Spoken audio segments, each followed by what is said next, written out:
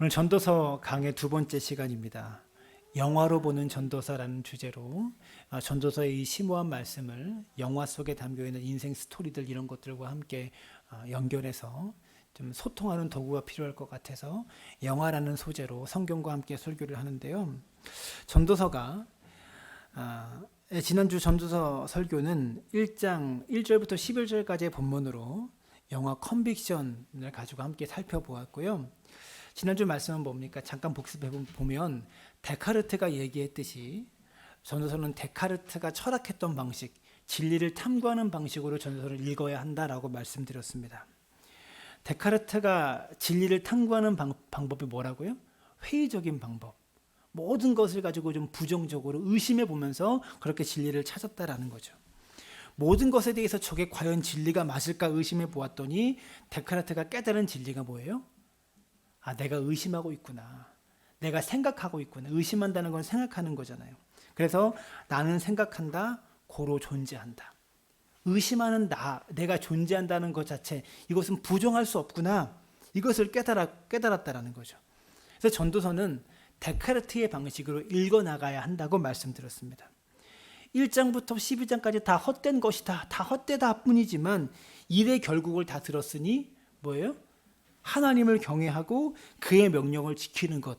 이것만큼은 헛되지가 않은 것이구나.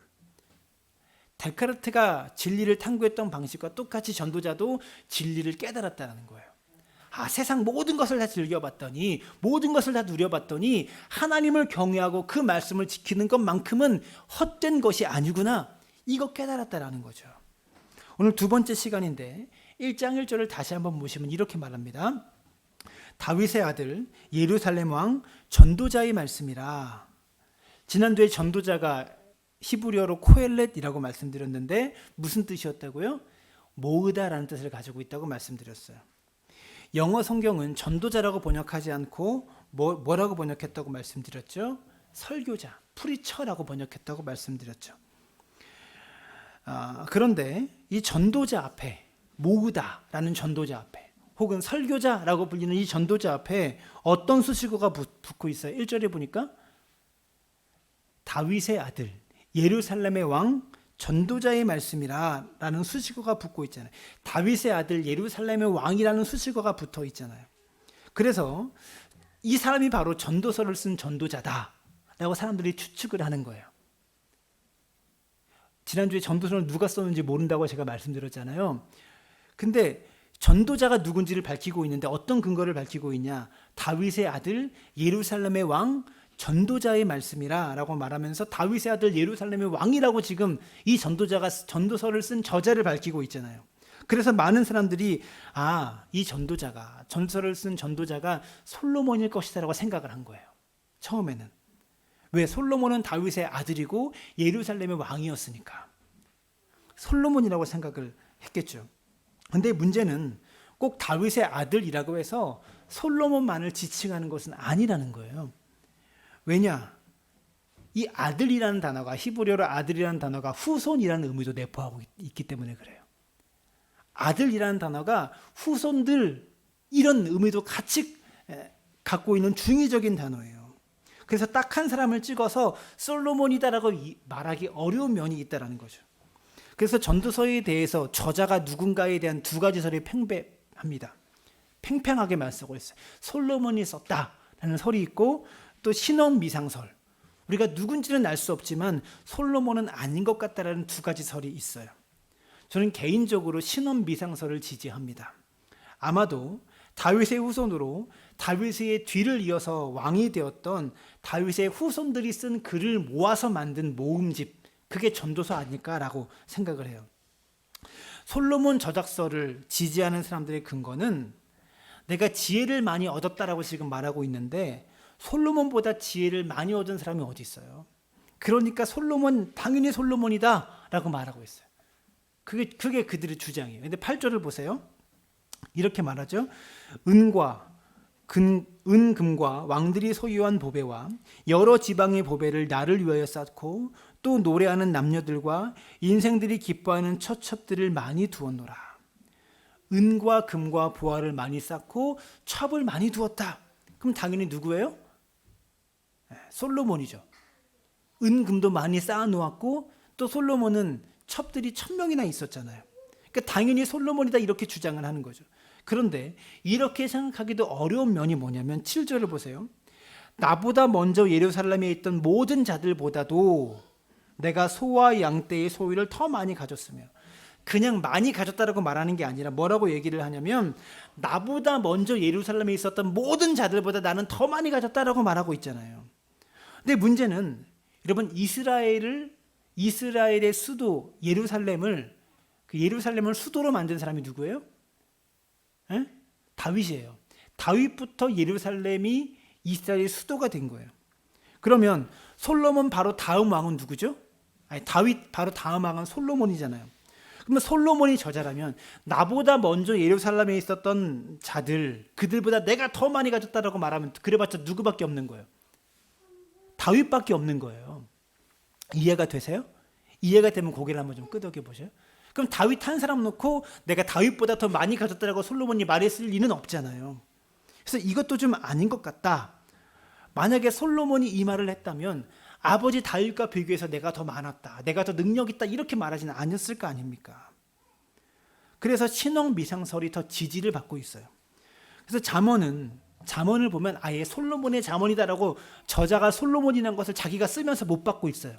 아가서도요, 솔로몬의 아가라고 해서 솔로몬이 쓰면서 내가 썼다라고 못을 딱 글로 박아 놓았어요. 그런데 전도서는 솔로몬의 이름이 안 나옵니다. 솔로몬이 내가 썼다라고 말하지 않아요. 나머지 두 곳에서 솔로몬이 자기가 썼으니까 내가 썼다고 밝힌 그의 성격을 보면 분명히 전도서도 자기가 썼다고 말했을 거 아니에요. 그냥 다윗의 아들 예루살렘 왕 전도자의 말씀이라. 그래서 솔로몬이 썼다면 솔로몬이 썼을 텐데, 솔로몬이라고 썼을 텐데 그런 내용을 안 넣은 것 보니까 솔로몬이 혼자 쓴 것은 아닐 거야, 아니면 솔로몬이 안 썼을 거야 라고 이렇게 추측을 하는 거죠. 그리고 전도서에 써져 있는 히브리어 형식이요, 솔로몬의 당시 시대보다 훨씬 후대 히브리어예요. 무슨 말이냐면 한글도 그 역사 박물관에 있는 나란 말씀이 뭐 이렇게 나오는 그런 한글 있잖아요. 그런 한글을 쓰는 시대와 지금의 한글을 쓰는 시대가 다르잖아요. 글만 보면 어느 시대 사람인지 알 수 있잖아요. 글을 보면. 예를 들면 뭐 1980년대 이전에는 뭐 읍니다라고 썼잖아요. 근데 지금은 씁니다를 쓰잖아요. 이런 문체만 봐도 어느 시대 사람이라는 것을 추정할 수 있는데 그 히브리어 문체가 솔로몬 훨씬 이후 시대에 쓴 그런 문체였다라는 거죠. 그래서 목사님들 대부분 솔로몬이 쓴 책이 전도서다라고 그렇게 생각을 하면서 설교를 하는데, 저는 전도서는 99.9%는 솔로몬이 안 썼다고 생각하면서 설교를 합니다.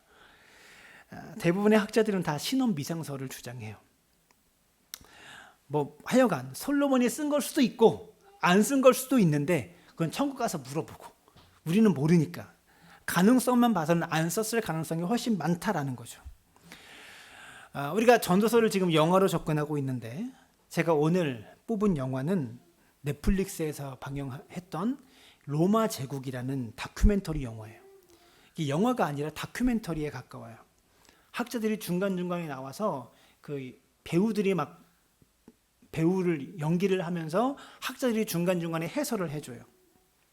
영화 형식의 그런 다큐멘터리예요. 한 주간 동안 이 영화를 보면서 빠져들었어요. 아내는 다른 거 보고 저는 따로따로 이렇게 봤거든요. 근데 로마 시대를 공부하기에 굉장히 좋은 그런 영화입니다. 거의 로마 시대 교과서라고 말할 수 있는, 저는 시즌 1, 2, 3가 있는데 시즌 2만 봤어요.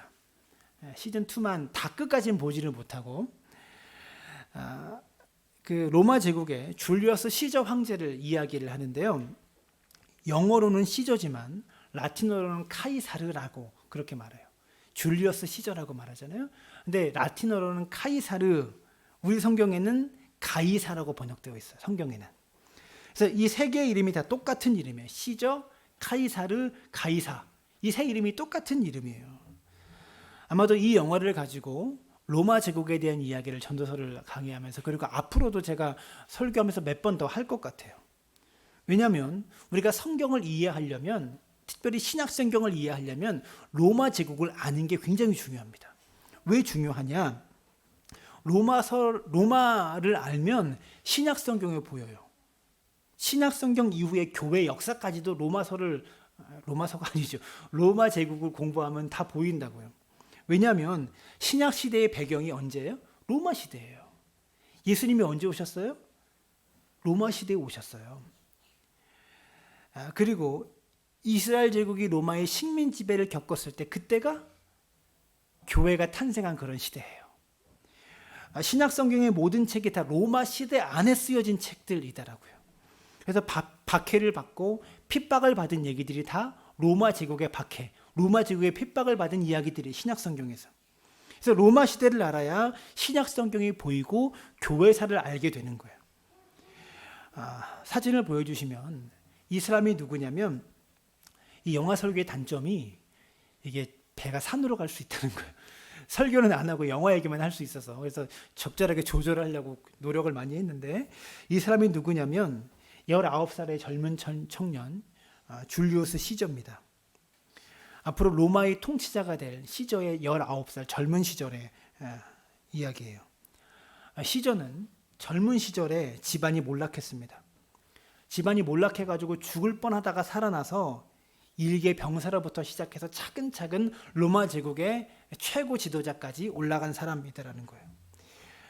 당시 로마는 어떤 시대였냐면 집단 지도 체제였던 공화 중에 몰락합니다. 로마가 초기에는 왕이 있었지만 중간에 굉장히 오랜 기간 동안 왕 없이 공화정, 원로들이 집단 지도 체제로 나라를 다스렸던 시절이 있었어요. 쉽게 말해서 대통령 없이 국회의원들이 집단 지도 체제로 나라를 다스렸고 통치했다 그런 얘기예요. 근데 이때쯤 시저가 등장할 때쯤 이 집단 지도 체제였던 공화정이 원로원을 중심으로 다스렸던 공화정이 쇠퇴하고 강력한 리더십을 가진 지도자가 등장하기 시작합니다. 시저보다 20년 정도 앞서서 BC 100년쯤에 강력한 지도자가 등장하는데 바로 마리우스라는 강력한 지도자가 등장해요. 이 사람도 평민으로 태어나서 로마의 지도자 자리까지 올랐습니다. 굉장한 사람이죠. 그래서 원로원의 원로들한테 무시를 당했어요. 왜? 출신이 비천하다고. 평민 출신이 어떻게 지도자가 될 수 있냐라고 무시를 당했다가 결국 마리우스가 집권을 해요. 그리고 그 마리우스 다음에 집권한 사람이 누구냐면 술라라는 사람이에요. 근데 이 마리우스와 술라가 이 지도자가 바뀌는 과정에서 엄청나게 싸웁니다. 근데 마리우스 다음에 집권했던 이 술라는요, 몰락한 귀족 출신이에요. 그러니까 지금 다 높은 신분은 아닌 사람들이 지도자가 된 거예요. 이 술라는 몰락한 귀족 출신이에요. 이 사람도 집안이 몰락했다가 권력을 가진 대단한 사람인데 자기가 집권을 하고 나서 앞서 지도자였던 마리우스의 일가를 다 숙청합니다. 먼 친척까지 다 죽여요. 자기 정적을 다 죽여요. 술라가 아주 잔인하게 정적들을 제거하는데 역사를 보면 정사가 있고 야사가 있잖아요. 교과서에 나오는 정사보다 야사가 있는데 재밌는 건 야사가 더 재밌잖아요. 이 술라가 피해 숙청을 해가지고요, 마리우스 집안의 먼 친척까지 다 골라서 죽이는데 소년 한 명, 너무나 어린 아이 한 명을 죽이려고 하는 모습을, 군사가 죽이려고 하는 모습을 보게 돼요. 그때 술라가 병사에게 야, 무슨 너는 애까지 죽이냐? 그 애는 죽이지 말고 살려줘라라고 이랬다는 거예요. 근데 이때 술라가 죽이지 말고 살려주라고 했던 사람이 누구냐면 바로 율리우스 시저예요. 아까 그 19살의 어린 청년, 19살의 첫 전쟁터에 나갔던. 만약 여기서 이 아이가 죽었으면 술라가 그래 얘도 죽여라 그랬으면 역사가 바뀌는 거예요. 근데 이 아이가 여기서 살아나면서 이제 몰락한 집안을 일으키기 위해서 19살의 나이에 전투병으로 전쟁에 참여를 하면서 한 단계 한 단계 밟고 올라가면서 로마의 최고 지도자가 돼요. 전쟁에 참여하면서 시저가 젊은 시절에 겪었던 일화를 하나 소개하면, 시저가 25살에 해적에게 붙잡혀요. 해적들에게 붙잡혔는데 해적이 인질을 붙잡으면 뭘 요구합니까? 몸값을 요구하잖아요. 해적들이 시저를 붙잡고 로마에 몸값을 요구하는데 시저를 우리가 붙잡았으니까 20달러를 줘라. 20달란트. 20달란트를 줘라. 20달란트를 주면 시저를 풀어주겠다. 라고 그렇게 해적들이 협박을 합니다. 로마에 요구를 합니다. 근데 제가 전에 달란트에 대해서 설교를 한 적이 있잖아요. 달란트의 비유에서 한 달란트가 얼마 정도라고요? 값을 매길 수는 없지만 노동자 한 사람이 한 푼도 안 쓰고 1년 동안 모아야 그렇게 만질 수 있는 돈, 아마 그 이상의 가치, 그게 한 달란트라고 그랬잖아요. 그럼 20달란트면 어마어마한 돈이에요. 노동자 한 사람이 365일 동안 번 돈을 안 쓰고 모아야지 만질 수 있는 돈, 그 20달란트를 달라고 하는 거예요. 엄청난 돈입니다. 근데 시저가 뭐라고 그랬냐면, 시저가 해적들이 20달란트를 내놔, 그러면 시저를 풀어줄게 라고 하니까 시저가 뭐라고 그러냐면, 내가 왜 20달란트밖에 안 되냐, 오히려 지가 몸값을 올려요. 난 50달란트는 줘야 된다. 그래서 자기가 50달란트를 주면 풀어주라고 해적들한테 20달란트 말고 50달란트를 받고 풀어주라고 막 몸값을 올립니다. 그래서 50달란트를 준비해서 시저가 해적들의 손에 풀려나는데 어떻게 하는지 아세요? 풀려나자마자 군대를 이끌고 해적들을 찾아가서 다 죽여버리고 50달란트를 또 찾아와요. 근데 시저가 전쟁에 능한 것만이 아니라 정치력에도 능했어요. 어떤 정치를 시저가 펼치냐면, 로마의 권력 투쟁이 막 엄청나잖아요. 마리우스와 술라가 권력을 잡기 위해서 엄청나게 싸우잖아요. 그런 패해를 봤기 때문인지 시저가 삼두 정치를 펼칩니다. 들어보셨어요? 삼두 정치라고? 전에도 제가 예수님께서 이 땅에 오신 사건을 말하면서 삼두 정치를 이야기한 적이 있는데, 삼두 정치가 뭐냐면 3명이 로마를 지배하는 겁니다. 황제 1명이 지배하는 게 아니라 3명이 한 팀이 돼서 로마를 지도하고 지배하는 거예요. 오늘 이 삼두 정치 이야기를 좀 하게 되는데, 사진을 또 보여주면 유명한 삼두 정치의 3명이 누구냐면, 왼쪽에는 크라수스, 가운데는 폼페이수스, 그리고 맨 오른쪽이 시저입니다. 이 크라수스는 누구냐면 어마어마한 재벌이에요. 돈이 넘쳐나는 엄청난 재벌입니다. 거의 우리나라 최고의 기업가라고 말할 수 있는, 최고로 돈이 많은 사람이라고 말할 수 있는. 여러분, 그 당시 로마 제국은 오늘날의 미국보다 훨씬 더 강력했어요. 전 세계를 아예 통치를 해버렸으니까. 로마에서 가장 큰 부자가 이 크라수스였어요. 가운데 있는 폼페이우스는 로마 시대 최고의 장군이었어요. 그 시대, 시저가 어린 시절부터 최고의 위치에 있었던 장군이었어요. 그리고 마지막이 이제 신흥으로 전쟁에 능한 장군으로 주목받고 있는 시저였다라는 거죠.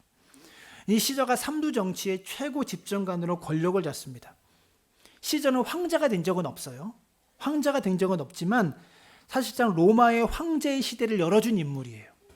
시저의 양아들이었던 아우구스투스, 성경에 나오는 인물이에요. 아우구스투스가 시저의 뒤를 이어서 황제가 되지만, 아우구스투스가 황제의 칭호를 가이사로 정해요. 카이사르로 정해요. 무슨 시저의 이름을 황제의 칭호로 사용했다는 거예요. 예를 들어서 애굽의 황제, 애굽의 왕 이름이 뭐예요? 바로잖아요. 이 바로가 그 사람의 이름이 아니라 애굽 사람들은 바로를 황제라고 부르는 거야. 이해가 돼? 황제의 칭호를 바로라고 쓴 거예요. 그래서 가이사르, 시저가 황제가 된 적은 없지만 시저의 양아들이었던 아우구스투스가 시저의 이름을 황제의 칭호로 사용했다는 거죠. 그래서 다 카이사르예요. 로마는 황제의 이름이. 시저를 카이사르라고 불렀어요. 그래서 역사는 시저를 황제라고 그래서 부르는 거예요. 시저의 칭호를 사용하니까 황제. 근데 당시에 로마 제국에 많은 노예들이 있었습니다. 노예들 중에서 싸움 기술이 뛰어난 사람은 검투사를 시켰죠. 사진을 보여주면 노예들 중에 싸움 기술이 뛰어난 사람 이렇게 검투사를 서로 시켰어요. 다음 장면, 이 로마의 원형 경기장, 콜로세움 원형 경기장에서 노예들이 싸움 잘하는 노예들이 서로 싸우면 귀족들이 뒤에서 구경을 하죠. 영화에서 많이 봤던, 거기서 막 술도 마시고 과일도 먹으면서 막 이렇게 느긋하게 앉아가지고 서로 죽이는 장면을 쳐다보고 있는 그런 장면들 기억나시잖아요. 둘 중에 한 명이 죽어야 끝나는 그런 경기죠. 이런 일들이 콜로세움 경기장에서 벌어졌습니다. 그리고 신약 시대에 많은 그리스도인들이 저 경기장에서 죽었어요. 맹수의 밥으로 죽었고, 이 검투사와의 싸움에서 전쟁으로 죽었고. BC 73년에 이 검투사 노예들의 반란이 일어납니다. 매일매일 이 사람들은 싸움만 하다 보니까 싸움에 능했잖아요. 전쟁에 능했잖아요. 그래서 검투사 중에 스파르타쿠스라는 사람이요, 세력을 모아서 반란을 일으킵니다. 사진을 보여주시면 이 사람이 영화 속에 나오는 배우예요. 근데 이 사람이 반란을 일으켰는데 이 반란이 엄청났습니다. 나중에 로마 전역의 검투사들이 10만 명이 이상 모였어요. 그래서 로마 제국을 향해서 반란을 일으킵니다. 로마가 반란을 진압하기 위해서 군대를 자꾸 보내는데 워낙 싸움으로 다져진 검투사들이다 보니까 로마군이 상대가 안 돼요. 로마가 식민지 지배를 해가지고 데리고 온 노예들 중에 싸움 잘하는 사람만 검투사 시킨 거 아니에요. 막 지독하게 싸우는 것을 보려고, 그걸 즐기려고 귀족들이 그 검투사 노예들을 만든 건데, 그런 사람들만 지금 반역을 일으키다 보니까 너무 싸움을 잘하고 전쟁에서 다 이기는 거예요. 로마군이 상대가 안 되고 맨날 집니다. 그래서 거의 로마 전역이 이들에 의해서 초토화되고 있었어요. 그리고 스파르타쿠스는 여기서 그치지 않고 아예 로마 시를 향해서 쳐들어갑니다. 수도를 향해서 쳐들어가죠. 근데 로마로 쳐들어가게 되는데, 이때 로마의 경비를 맡았던 사람이 누구냐면 재벌이었던 크라수스가 로마의 경비를 맡게 돼요. 아까 삼도정치 맨 오른쪽에 있었던 사람, 크라수스가 로마의 경비를 맡고 있었어요. 근데 크라수스가 이제 큰일이 난 거예요. 지금 반란군은 검투사들이고 싸움을 너무나 잘하는 검투사 노예들이고 어마어마하게 싸움을 잘하는 데다가 병력이 10만 명이 넘어요. 근데 로마 제국의 군인은, 로마 시 안에 군인은 몇 명이 있었느냐? 다 해외에 전쟁으로 파병 나가 있고 식민지를 넓히기 위해서 파병 나가 있고, 로마 군인은 지금 로마 시에 3만 5천 명밖에 없어요. 반란군은 검투사 출신이고 기세도 지금 좋고, 다 이기니까 기세도 좋고 어마어마하게 전쟁을 잘하는 데다가 군사력이 10만 명이나 돼가지고 상대가 안 되는 거예요. 로마가 이제 완전히 패하고 수도가 함락되면 뭐예요? 왕이 바뀌는 거예요. 그를 패망할 일촉즉발의 위기였습니다. 그래서 크라수스는 우리가 지금 로마를 버리고 퇴각해야 된다. 지금 여기 있으면 안 된다. 지금 상황에서 우리는 이겨낼 재간이 없다. 근데 크라수스의 부하 중에 누가 있었냐? 시저가 있었어요. 이때는 크라수스의 부하였어요. 장성한 시저가 크라수스의 부하로 있어요. 그때 시저가 우리가 지금 도망갈 때가 아닙니다. 도망가면 완전히 끝나는 거고 오히려 기습 공격을 하는데, 언제 기습하냐? 새벽에 어둠이 다 끝나고 해가 뜨기 시작할 때, 가장 어두울 때, 그 직전에 적들이 방심하고 있을 때 공격해야 됩니다 라고 이야기를 하는 거죠. 그래서 크라수스에게 기습 공격안을 제안하죠. 그래서 기습 공격에 성공을 합니다. 이때 실패했다면 인류 역사는 또 바뀌었을 거예요. 로마 제국 시대는 이때 끝나버리고 새로운 시대가 열렸을 거예요. 근데 기습 공격에 성공하죠. 시저의 작전으로. 그래서 크라수스가 반란군 세력을 물리치게 돼요. 근데 문제는 반란군의 적장인 스파르타쿠스의 시신이 발견되지 않은 거야.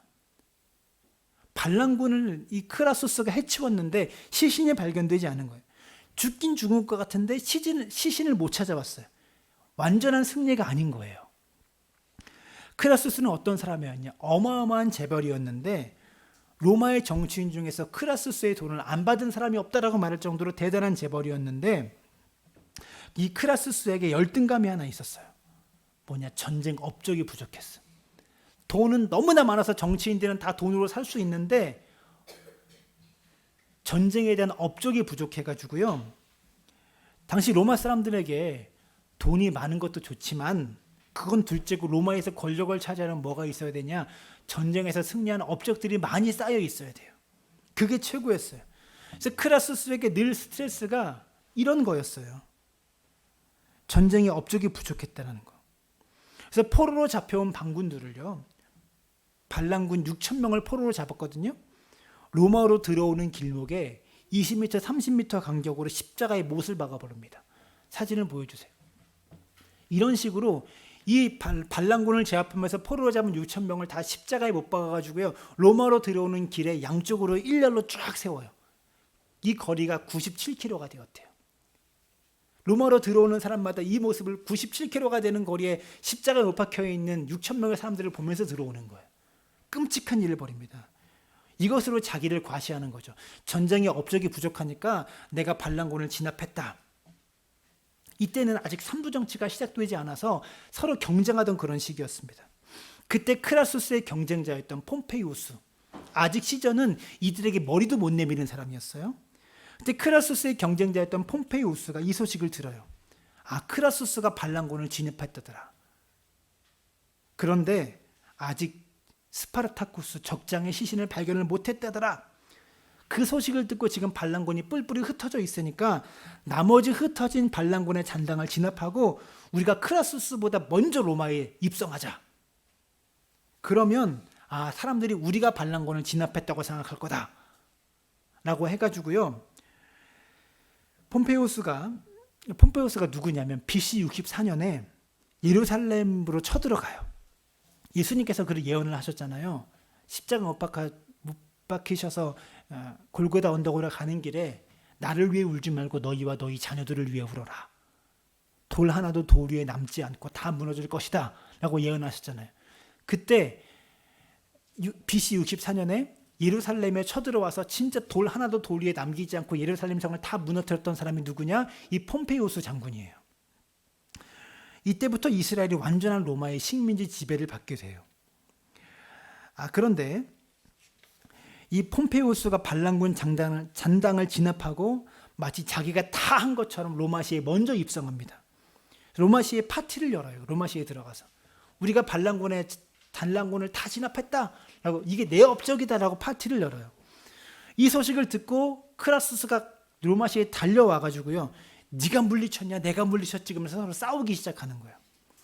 이 일 때문에 로마에 내전이 일어날 것 같은 엄청난 분위기가, 험악한 분위기가 형성이 돼요. 이 일촉즉발의 상황 속에 이때 중재자로 시저가 등장합니다. 정치력이 참 엄청나요. 전쟁만 잘한 게 아니라 시저가 정치력도 엄청난데, 이때 둘싸움의 중재자로 시저가 딱 등장하면서 이런 제언을 합니다. 그만 싸우고 우리 셋이 함께 힘을 합칩시다. 시저가 크라수스의 부하로 있었잖아요. 근데 갑자기 자기가 나서더니 우리 셋이 힘을 합치자. 힘을 합쳐가지고 3명에서 정치를 시작하자. 대신에 둘이 심하게 싸우고 있으니까 나를 최고 집정관 시켜줘라. 너희 둘이 싸우고 있으니까 너희 둘 중에 최고가 되면 안 되니까 나를 최고 집정관으로 시켜줘라. 너희가 원하는 거 내가 다 원로원 해서 법 통과시켜줄게. 그래가지고요, 삼부 정치가 시작되는 거예요. 중간중간에 이야기가, 이 과정에서 시저가 정치력을 말한 이야기가 참 많은데 그 얘기 다 하면 배가 산으로 가요. 설교는 없고 영화 얘기만 하게 되는 거예요. 이렇게 최고 권력을 가지게 된 세 사람, 크라수스와 폼페이우스, 카이사르, 시저, 이 세 사람은 과연 행복했을까? 이 얘기를 하고 싶은 거예요. 삼도 정치의 세 사람은 무엇을 향해 달려간 것일까요? 나중에 돈 많은 크라수스가 어떻게 죽는지 아세요? 전쟁을 하다가 붙잡혀가지고요, 입으로 참 좋은 것을 많이 먹고 그랬잖아요. 포로로 잡혀가지고요, 입을 탁 벌린 다음에 너가 그렇게 돈이 많다고 그랬지, 돈 많은 것을 너의 삶에 다 채워줬지. 쇠금을 녹여가지고요, 크라수스 입에 부어버려요. 크라수스가 그렇게 죽어요. 시저는 나중에 어떻게 죽는지 아세요? 그가 살려줬던 그의 내연녀 클레오파트라인가요? 클레오파트라의 그 과정에서 엄청난 일이 일어났는데, 그가 살려줬던 블루투스라는 자신의 어린 블루투스에게 또 칼에 찔려서 죽어요. 이 세 사람이 과연 행복했을까? 이 세 사람은 무엇을 위해서 지금 달려가고 있는 거예요? 자기를 위해서 달려간 거예요. 권력을 가지려고 자기 자신을 위해서 달려갔던 거예요. 나를 위한 보호성을 쌓아야만, 그래야 내가 살 수 있으니까 더 높은 것을 향해서 이 사람들은 달려가고 있었던 거예요. 오늘 전도서 2장 4절부터 보시면 이렇게 말하잖아요. 나의 사업을 크게 하였노라. 내가 나를 위하여 집들을 짓고 포도원을 일구며 여러 동산과 과원을 만들고 그 가운데 각종 과목을 심었으며 나를 위하여 수목을 기르는 살림에 물을 주기 위하여 못들을 팠으며. 뭐를 위해 했대요? 나를 위하여 했대요. 10절을 보면 무엇이든지 내 눈이 원하는 것을 내가 금하지 아니하며 무엇이든지 내 마음이 즐거워하는 것을 내가 막지 아니하였으니. 전도자가 지금 자랑하고 있는 거예요. 내가 눈으로 원하는 건 내가 다 얻었고 마음으로 누리고 싶은 건 내가 다 누려봤다. 그런데 이게 다 내 노력으로 한 거다. 그래서 기뻤다. 이 얘기하고 있는 거예요. 내 노력으로 내가 눈으로 원하는 거 다 얻었고 누리고 싶은 거 다 누렸다. 그게 기뻤다. 근데 11절을 보면 이렇게 말하잖아요. 그 후에 내가 생각해 본즉 내 손으로 한 모든 일과 내가 수고한 모든 것이 다 헛되어 바람을 잡는 것이며 해 아래에서 무익한 것이로다. 여러분, 내가 나를 위하여 한 이 모든 것이 허무함의 근원이었다는 거예요. 나를 위해서 사는 삶은 그 삶이 세상적인 관점에서 성공이든 실패든 나를 위해서 하는 그 모든 것이 헛된 것일 수밖에 없다라는 거예요. 우리가 이렇게 말할 수 있습니다. 내가 노력해서 얻은 것이기 때문에 내 마음대로 쓰면 어떠냐? 이렇게 말할 수 있죠. 다 내가 내 손으로 얻은 것들이고 내 손으로 한 건데, 근데 진정한 기쁨은 어디에 있는 줄 아세요? 내가 원하는 것을 금하고 내가 즐거워하는 것을 절제하는 데 진정한 기쁨이 있는 거예요. 여러분, 예수님께서 베드로에게 말씀하시기를 요한복음 21장 28절에 보면 내가 진실로 진실로 내게 이르노니 내가 젊어서는 스스로 띠띠고 원하는 곳으로 다녔거니와 늙어서는 내 팔을 벌리리니 남이 내게 띠띠우고 원하지 않는 곳으로 데려가리라.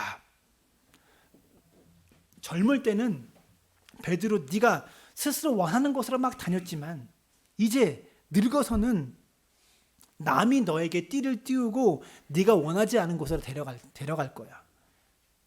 무슨 말이에요? 원하지 아니하는 곳. 베드로가 결국 끌려갔던 곳이 어디예요? 십자가예요. 헌신의 자리였어요. 여러분, 성숙은 무엇인가? 내 눈이 원하는 것, 내가 하고 싶은 것, 그것대로 하는 것이 아니라 내 마음이 즐거워하는 대로 하는 것이 아니라 하나님께서 원하시는 것을 하는 것, 이게 성숙의 본질입니다. 여러분, 이 세 사람이 삼두 정치의 자리에 올라서 최고 권력자의 자리에 올라서 나중에는 시저가 또 최고 권력자 자리에 오르거든요. 세 명 중에서도. 이 로마 제국을 다스리는 자리까지 올라갔을 때 이 세 사람이 얼마나 기뻤을까요? 얼마나 기뻤을까요? 전도자는 2절에서 보면 내가 웃음에 관하여 이르기를 그것은 미친 것이라 하였고 희락에 대하여 이르기를 이것이 무슨 소용이 있는가 하였노라. 여러분, 기쁘다는 것, 행복하다는 것, 웃는 거잖아요. 이 웃음은요, 원하는 것을 얻었을 때 웃는 웃음입니다. 마치 시저처럼, 이 세 사람처럼 원하던 것을 얻었을 때 웃는 웃음을 말해요. 근데 뭐라고 말해요? 전도자가 뭘 깨달았느냐? 아, 웃는 게 미친 거였구나. 이걸 깨닫습니다.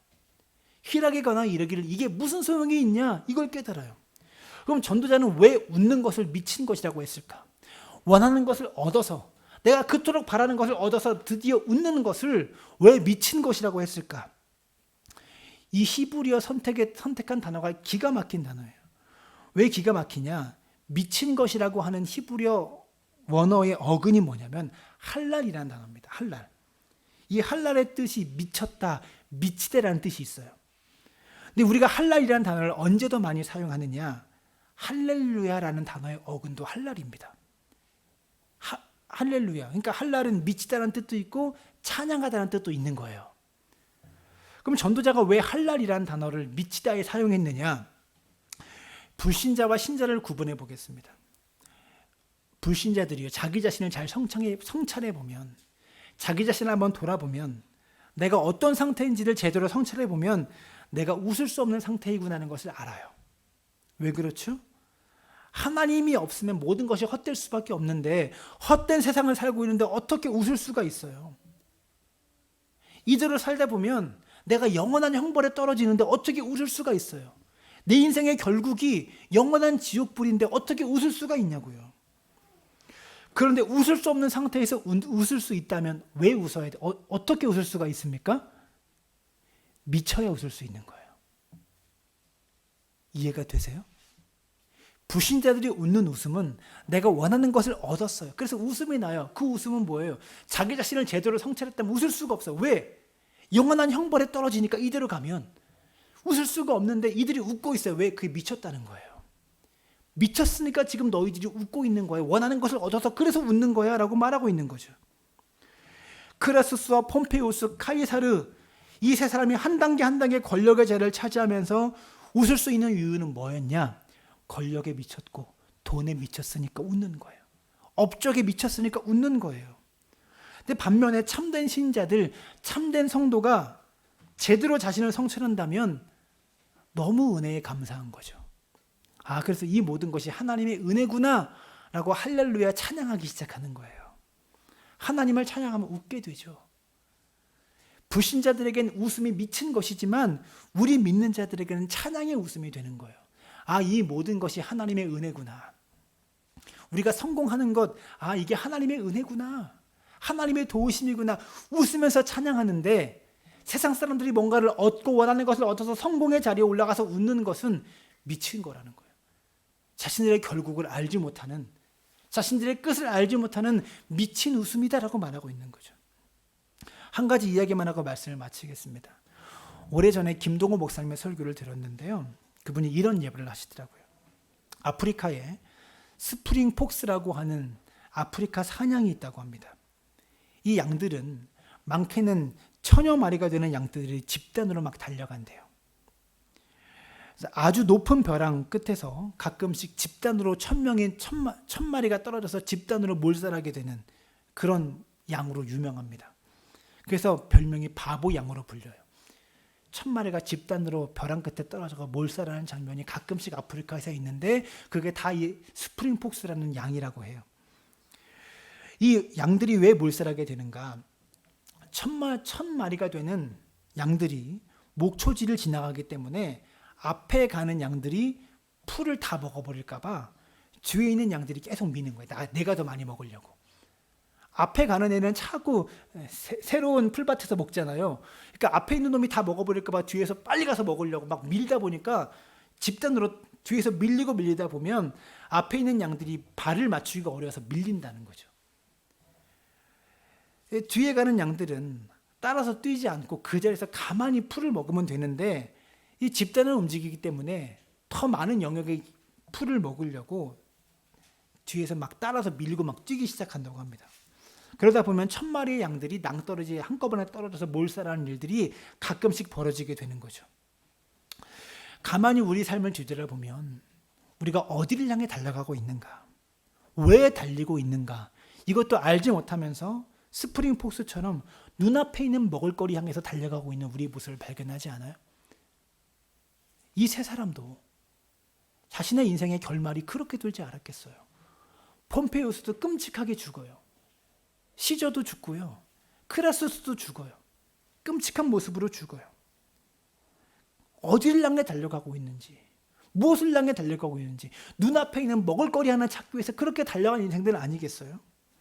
오늘 전도자는 자신이 평생 이리 뛰고 저리 뛰고 쫓았던 일들을 다 회상하면서 내가 마치 눈앞에 있는 먹잇감을 찾기 위해서 달려갔던 스프링 폭스와 같다.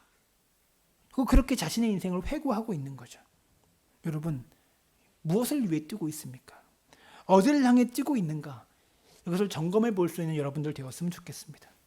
우리가 스프링 폭스처럼 무장점 쫓아가다 보면 다 성취한 뒤에 더 큰 공허함과 허무함을 느낄 수가 있어요. 여러분, 목표를 성취하지 못한 공허함보다 목표를 성취한 뒤에 오는 공허함이 더 클 수 있어요. 오늘 말씀을 통해서 우리가 살아가고 있는 삶의 방향을 다시 한번 재조명하고 깊이 생각하면서 눈앞에 있는 먹을거리를 향해서 달려가는 게 아니라 하나님을 향해 달려가는 믿음의 사람들 되시기를 주님의 이름으로 축원합니다.